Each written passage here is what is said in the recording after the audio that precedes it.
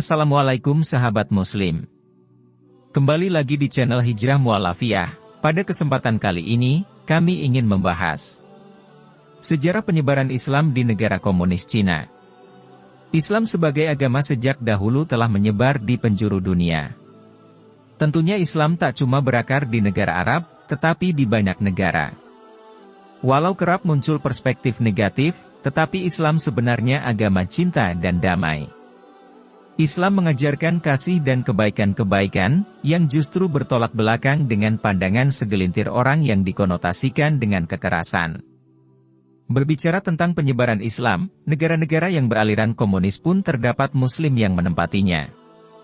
Sebut saja Cina, di negara komunis ini Muslim berkembang pesat walau banyak pengekangan terjadi. Penyebaran Islam di Cina berlangsung sudah sangat lama, bahkan sejak abad ke-7. Ketika itu utusan dari Timur Tengah menemui Kaisar Gaozong dari dinasti Tang. Dirangkum dari The Conversation pada 2019, menyebutkan setidaknya ada 1,6% dari total populasi di Cina, atau sekitar 22 juta orang adalah Muslim.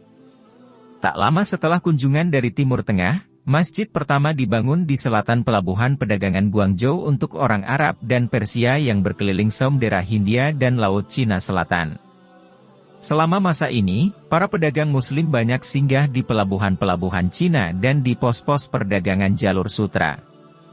Namun, mereka hidup terpisah dari mayoritas Cina Han selama 5 abad.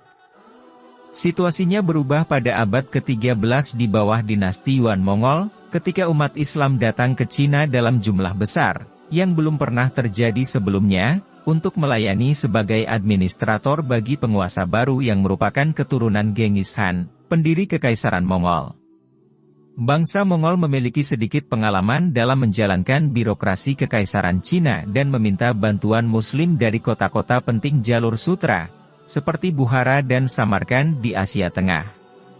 Mereka merekrut dan secara terpaksa merelokasi ratusan hingga ribuan orang Asia Tengah dan Persia untuk membantu mereka mengatur kerajaan yang sedang berkembang di Istana Yuan.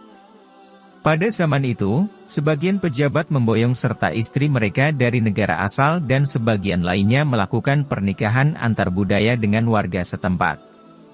Setelah Genghis Khan menaklukkan sebagian besar Eurasia pada abad ke-12, ahli warisnya menguasai berbagai bagian benua, yang mengarah ke periode kedamaian dan kemakmuran yang belum pernah terjadi sebelumnya. Hal ini memungkinkan budaya, barang, serta ide berkembang dan dapat dipertukarkan dengan lebih luas. Sehingga, tradisi budaya Cina dan dunia Muslim bersatu dengan cara baru pada zaman itu. Sekitar 300 tahun berikutnya, selama dinasti Ming, Muslim masih terus memiliki pengaruh dalam pemerintahan Cina.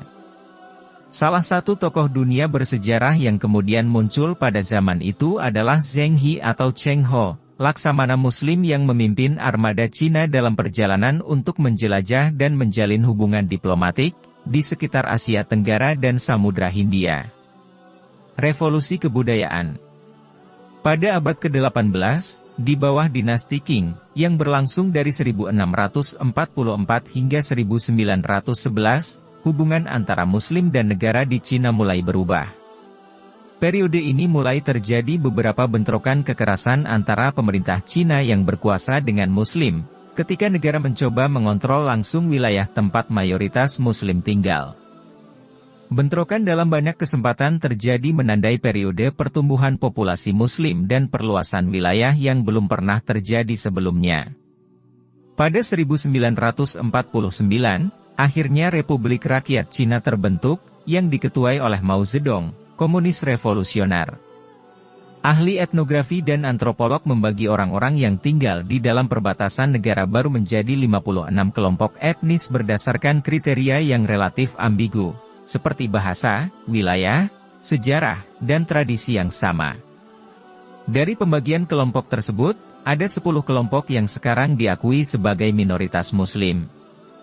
Berdasarkan urutan banyaknya populasi, 10 kelompok tersebut, yaitu Hui, Uighur, Kazakh, Dongxiang, KYRGZ, Salar, Tajik, Uzbek, Bonan, dan terakhir Tatar, yang saat ini berjumlah sekitar 5.000. Pada tahun-tahun pertama setelah berdirinya Republik Rakyat Cina, umat Islam relatif masih menikmati kebebasan beragama. Namun setelah gerakan revolusi kebudayaan semakin kuat, antara 1966 hingga 1969, hak Muslim semakin dirampas. Masjid-masjid dirusak, salinan Al-Quran dihancurkan, Muslim dilarang pergi menunaikan ibadah haji dan ekspresi semua keyakinan agama dilarang oleh pengawal merah, komunis Trade Guards. Setelah kematian Mao Zedong pada 1976, komunis mengadopsi kebijakan yang lebih santai terhadap komunitas Muslim. Namun, tensi terhadap Muslim telah meningkat kembali sejak terjadinya tragedi September 11 pada 2001. Situasi panas mencapai titik didih pada 2009, ketika terjadi kerusuhan etnis antara Uighur dan Han Cina di seluruh provinsi Xinjiang. Sejak itu, negara Cina perlahan dan diam-diam meningkatkan pembatasan terhadap pergerakan dan budaya dari Uighur serta kelompok minoritas Muslim lainnya. Lalu, secara konsisten situasi terhadap Muslim semakin buruk di Cina, seperti penahanan tidak sah terhadap Muslim yang tinggal di wilayah Uighur di Cina Barat. Kampanye yang dimulai dengan Uighur sekarang diperluas ke Kazakh dan lainnya. Disebutkan oleh The Conversation melalui Kompas.com, bahwa banyak bukti bahwa etnis Hui juga menghadapi penindasan hak yang semakin meningkat.